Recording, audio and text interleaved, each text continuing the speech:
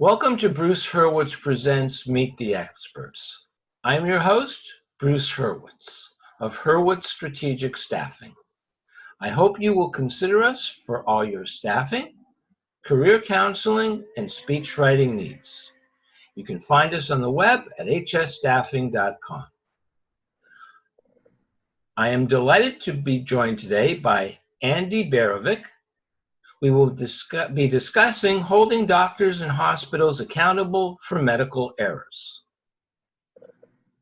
Meet the Experts is sponsored by P&K CPAs.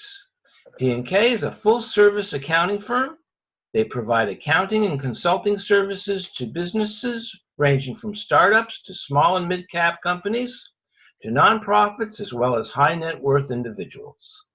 Contact them today for a free consultation at pk-cpas.com or call them at 973-882-8810. They will be happy to be of service. Andy, welcome to the show. Thanks. Good to be here, Bruce. Well, it's my pleasure. Please take a moment or two and introduce yourself to our viewers. Okay. My name's Andy Barovick.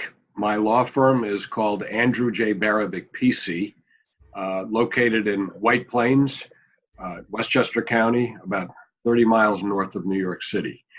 And what we do at my law firm is plaintiffs' medical malpractice and various kinds of personal injury. I think everybody knows what personal injury is. What's malpractice? Malpractice is when a professional does not comport with the standards of his profession. Looking in terms of medical malpractice specifically, if a doctor does not conduct himself within what's known as the standard of care in his or her community, and then causes injury to a person in the process, that is medical malpractice. Okay. Now, I have a little bit of experience with this, in that I worked at a nursing home for a good 3-4 years. We had a resident in the home, nicest lady you'd ever want to meet. And it was very sad. No one visited her from her family. She had friends who would come, but no family. When she passed away, I don't remember if it was 6 weeks or 6 months later, we were sued by the grandchildren for abuse. Now, if we had abused her, which of course we didn't, they would never know it because they never saw her. And I don't know if you're aware of it. I'm sure some of our viewers are, and probably the majority are not. When you enter a nursing home, you have to sign in. You have to register. You just can't walk in.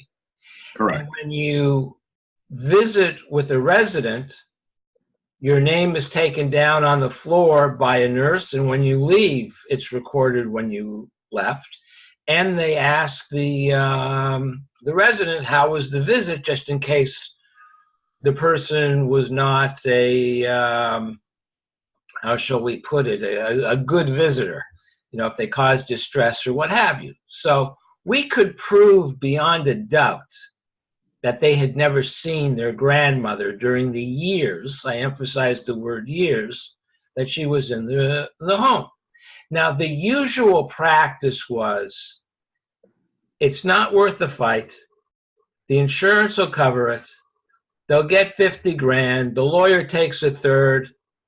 It's not worth it. But in this case, we were so offended that we said, no, we're not paying, we're going to fight it. And the minute we informed the attorney we were going to fight and we could prove that they never saw their grandmother, so there's no way that they can prove that there was abuse, which there never was, the suit went away. So my question for you, because that was totally frivolous, and if I'm not mistaken, the United States is the only country in the world where if you file a lawsuit and lose, you don't have to pay damages to the other side. So this was the definition of a frivolous lawsuit. So my question for you is, how do you vet clients to protect the system?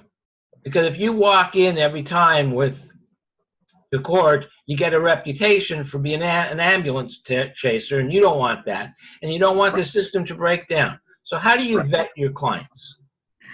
Okay. Well, 95% of my work is medical malpractice on behalf of plaintiffs. By statute, the first thing I have to keep in mind is that it must not be a frivolous case. And in fact, each medical malpractice lawyer in the state of New York has to file what's known as a certificate of merit along with the summons and complaint when he or she starts the case.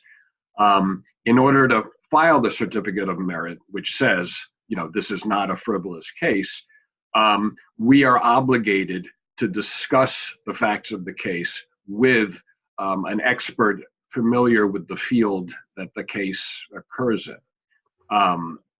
So, for instance, if I had a case dealing with an allegedly bad spinal surgery, I would most likely consult with either an orthopedist or a neurologist who I would share the applicable part of the chart with, share the pertinent medical records with, and then have a discussion with, so he can tell me, does he see that there's been a departure from the standard of care here? So that's one thing that keeps us that keeps us putting forth only meritorious cases. Well, at least most of us. I can only speak for myself. But the fact is, economics also makes it very silly to launch anything other than a meritorious medical malpractice case, because for the most part, medical malpractice cases remain one of the most expensive type of cases to mount for a lawyer. And with the cost of expert witnesses, sometimes multiple expert witnesses, sometimes roomfuls of records, multiple depositions, sometimes travel, sometimes connecting with lawyers in other states on a pro hoc vice basis. The money can be, $20,000, $50,000, $100,000 before you're even ready to go ahead with the case. So unless you're pretty sure you're going to be able to recoup that, you're not going to put forth that case. Now, of course, I know what this means, but there may be some viewers who do not. What is pro hoc vice? As soon as I said that, I realized, there's a limited audience for that. That is, you can, if you're a lawyer and you're admitted in a particular state, as I am in New York, and you get a case perhaps in Colorado, but you're not admitted to practice in Colorado, you can still go and conduct that case there by making a connection with a local Colorado counsel who together with you will make a motion to the local court in Colorado requesting admission on a pro hoc vice basis. That means for the purposes of this one case, they're letting you in for this one time in a foreign court. And for the most part, it's done without a problem. It's pro forma. Yes. Yes. I Maybe I throw in some Latin on my end too. I don't like the Latin. I do my best to omit it from any of my legal writing, but that one is still pretty pertinent. Now, explain, you have already to a certain extent. When do you know? I was going to ask, explain the process, but you've already done that. When do you know when it's a simple mistake? A doctor is not God. Not everything is going to work. A simple mistake, or it just didn't work, as opposed to something negligent that would warrant a lawsuit?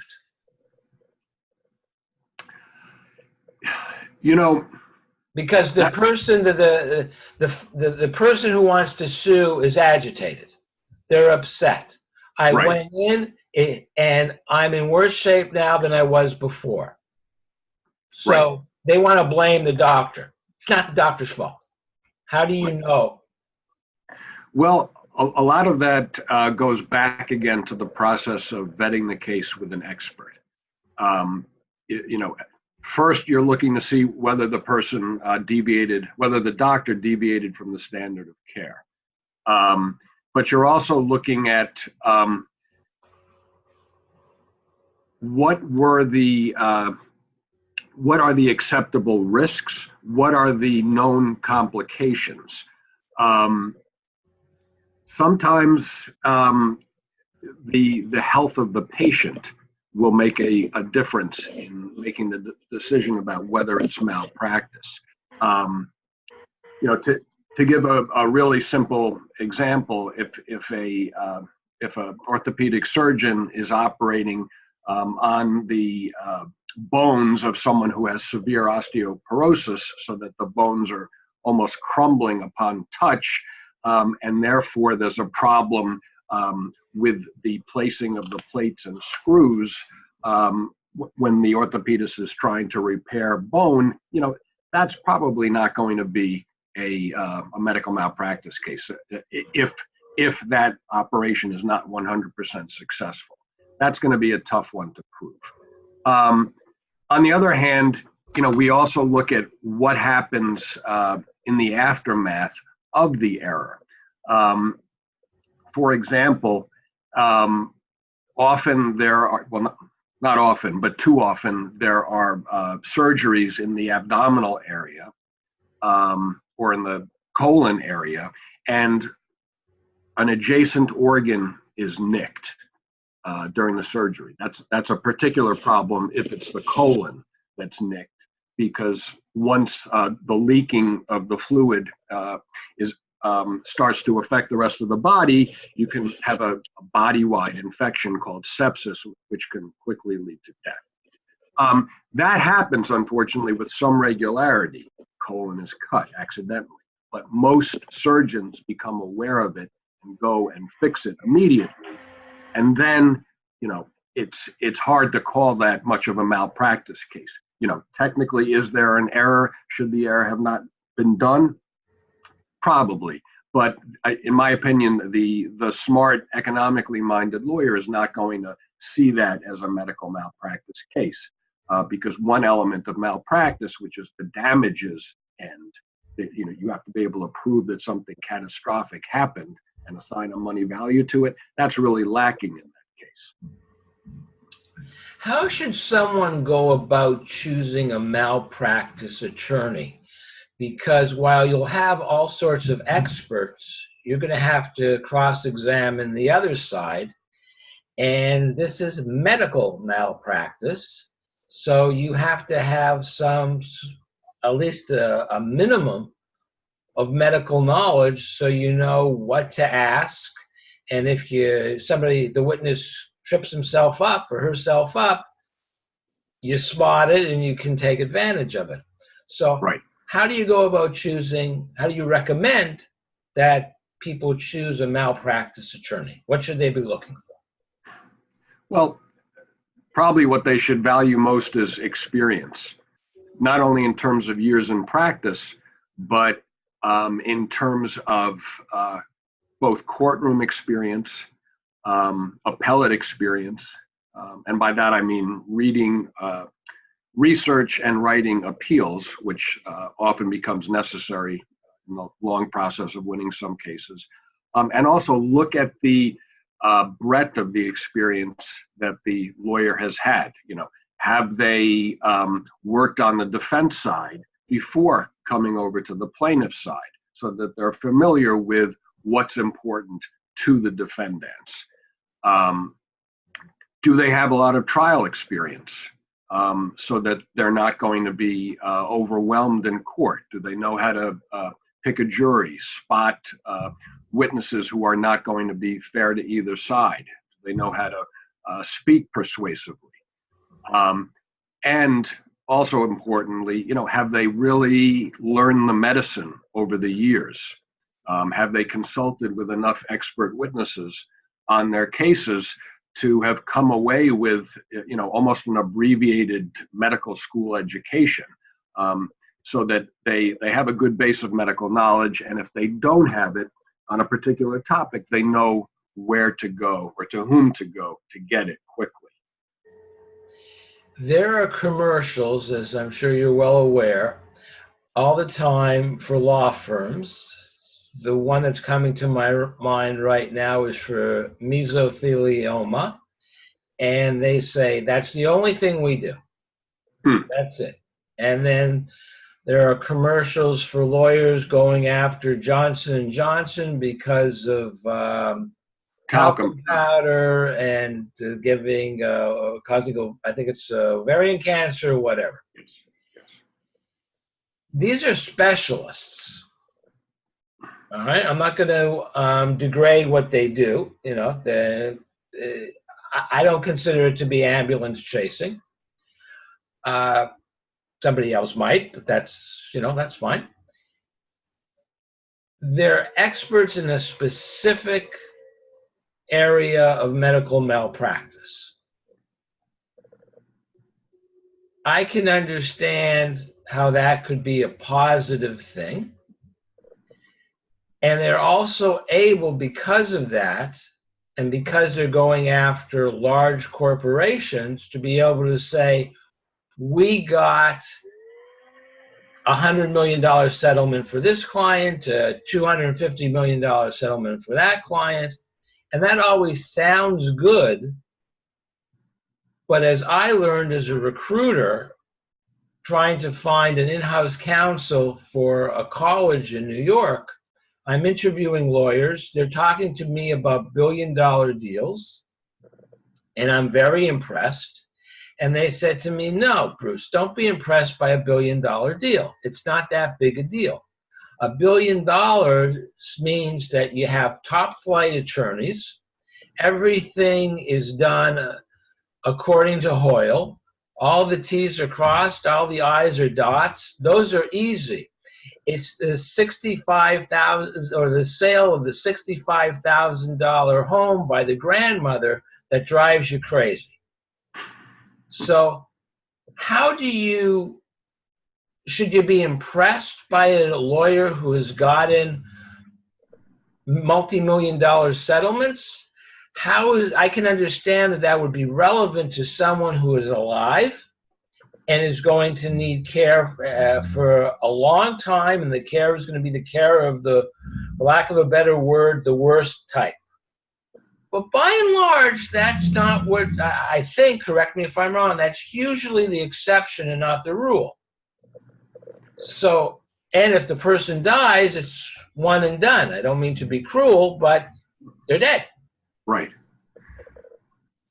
So how much should a potential client be impressed by the settlements an attorney has already gotten for others? I hate to say this, but it depends. It depends on a number of things. I mean, so some of the cases that you mentioned, like the talcum powder cases and the asbestos cases that bring on the mesothelioma, those are often, large class action cases that typically deal in hundreds of millions of dollars. And actually, those are more, I would say those are more in the category of product liability cases. And lawyers who do that, if that's what they're focusing on, fine, that's okay.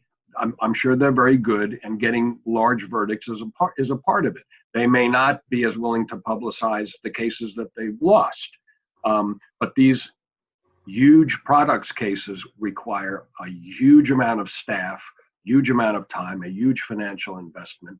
So, to them, I say, fine. It doesn't bother me. You like doing that? Fine. With a more individual type of medical malpractice case, the amount of money that the lawyer is able to recover, whether by settlement or trial, depends in large part on the status of the person that was injured or died as a result of the medical negligence, and not so much on the quality of the lawyering. What I mean by that is, if you have a case where, say there's a 35-year-old heart surgeon who gets very sick, is taken to the hospital. The hospital staff completely misses what's causing his sickness. Let's say it's a heart attack or a stroke, and he ends up being cognitively impaired and unable to work for the remainder of his productive lifespan. That's a very big case, because you're multiplying out lost earnings by 20, 30, 40 years. The salary that this man would have brought home to his family, man or woman. On the other hand, it's probably, it can be equally challenging to prove medical malpractice in the case of someone who is maybe 75 years old. He or she is retired. They're no longer working. Maybe they do something like help their grandkids with homework or do a little babysitting, but there's no real, hard and fast economic value that can be placed as far as what they did before they were hurt and limited or even killed by medical malpractice at a hospital. So a case like that is usually equally hard to prove, but the damages are going to be next to nothing, because the person was not making a lot of money. And in the case of, if it ends in death, if it's wrongful death, the only other source of damages is, what kinds of things was that person doing? And can you assign a number to it, an economic number, a financial number, to compensate the family for it? Usually someone at that age doesn't have anything happening like that. They're just happy to be alive. They're trying to enjoy their retirement. So that's how it is for me, in the trenches of medical malpractice cases. I have an absolutely disgusting and horrible question to ask you. And I apologize to any viewer who is offended by it. But you mentioned the 35-year-old doctor. You mentioned the grandparent. What about a child? If, God forbid, a child dies, if even worse, I think I can say, if they don't die and then they need 80 years of care, okay, you Right. figure out what the cost of the care will be and you add something on to that. But a child dies. How do you make an ask? It's difficult, but you're helped during the trial and settlement process by a whole host of professionals who exist really just for cases like that. I mean, there are life care planners, there are economists, there are psychologists, there are experts in work, in vocations, who can either tell you as you're trying to settle the case or testify in front of a jury about what this child would likely have made in terms of a salary or contributed in some other way, and you come to a value. And it's a hard process, and juries don't like to hear about it. And I think that lawyers and judges are quite aware of that, which is why, in my opinion, most cases that involve a child death end up being settled. I mean, that's just not something you want in front of a jury. It's just too emotional. That brings me to my next question. I have it written down right here. Are you able to choose, and if you are, how do you choose between trial by jury or trial by judge? Okay. And who chooses? Well, I can't think of a time that I would not want a jury myself. And in some cases, though, that there's no choice about it. For instance, I have a couple of cases in the New York State Court of Claims, which is different from the New York Supreme Court, where most cases are heard. Cases end up in the New York Court of Claims if New York State is involved as a defendant. So if it's a state-run hospital, for instance, that would end up in the Court of Claims. In the Court of Claims, there are no juries. It's just the judge who listens to the evidence and makes a decision. Otherwise, I imagine that if you were able to agree with your adversary that you don't want a jury, I suppose it's possible to do that, but I have not come across that, and I wouldn't do it. I see no reason to do it.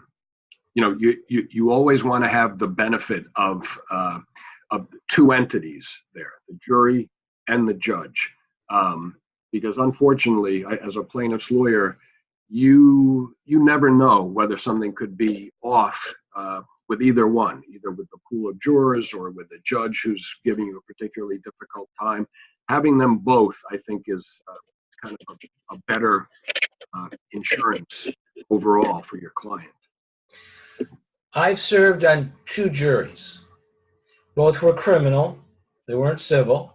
But the judge gave us our instructions, and we followed the judge's instructions. We were, as the saying goes, 12 good men and true. We were both genders and every race, creed, color, religion you want, we were all there.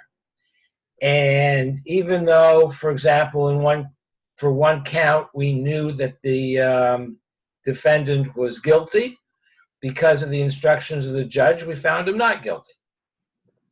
So we were rational, we were mature, we had different levels of education. We all agreed the decision had to be unanimous. There was no issue. In the case of malpractice, I would think that the emotional intelligence of a juror would be very important.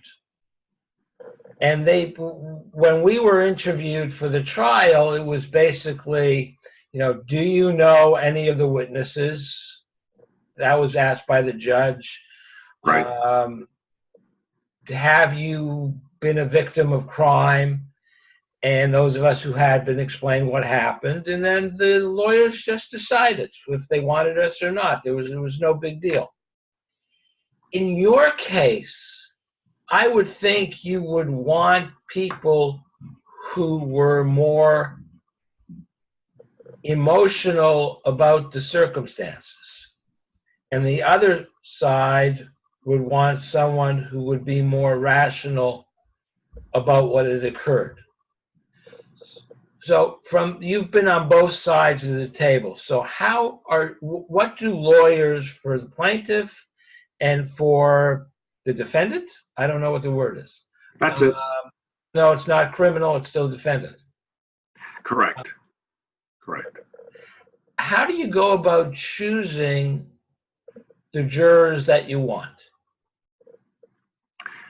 Well, to me, a lot of it is questioning them about their life's experience and trying to find out whether any of that is going to get in the way. Andy, let me stop you for a minute. I think you might be touching your computer and your microphone because there's a little bit of static. So you were talking about how to go about choosing jurors, and you mentioned life experience. Yes. Each juror gets a questionnaire to fill out before we lawyers begin to question them. And it asks them certain basics about their background, their job history, whether they've sat on a jury before, whether they themselves have been the victim of malpractice, what involvement they've had with the court system. that kind of thing gives us a little bit of a template from which to work. And then, at least speaking from the plaintiff's point of view, we try to find people who are open to, giving each side a fair shake. Unfortunately, these days, there are a lot of folks out there who are not willing to give plaintiffs of any kind much of a fair shake, because there's been a lot of rhetoric out there about, runaway juries, jackpot justice, kind of all under the umbrella of the term tort reform. That kind of paints a very negative picture of anybody who might dare to bring a case to court after they've been injured or killed. So that's something that I am acutely aware of when questioning people. And depending upon which county you're in, you can kind of count on the fact of jurors being much more conservative, much more aligned with insurance companies, banks, things like that, chambers of commerce, than being aligned with plaintiffs trying to assert their rights to, recover the only thing they can recover, money, after they have been, injured by a negligent physician or hospital. We're out of time, but I have one quick question for you. I remember when I was serving on the jury, I was surprised that lawyers were permitted to be jurors. Are physicians, medical professionals, which would include, of course, nurses, permitted to be on a jury for a malpractice case? The answer is technically yes, but as is the case with us lawyers who work in the civil litigation business, usually we are not picked as jurors. We may be questioned, we're greeted nicely, and then we're shown the door. I'm laughing because the judge in the second trial had a very good sense of humor, and there was a lawyer who was one of the prospective jurors, and he said, "Don't bother telling me that as a lawyer you can't be on the jury. The administrative judge served on the last jury in this court, and if an administrative judge can do it, you can do it." And about 2 minutes later, all the lawyers were excused from the case for one reason or another. But I just thought that was funny. Now, I want to thank you profusely. And as I'm saying goodbye, I'm going to share with our viewers your contact information. Thank you so much for coming on, Andy. You've provided a wealth of information. Thanks for having me, Bruce. Well, it's my pleasure. I want to thank everyone for watching. And as I like to say, please keep focused on success.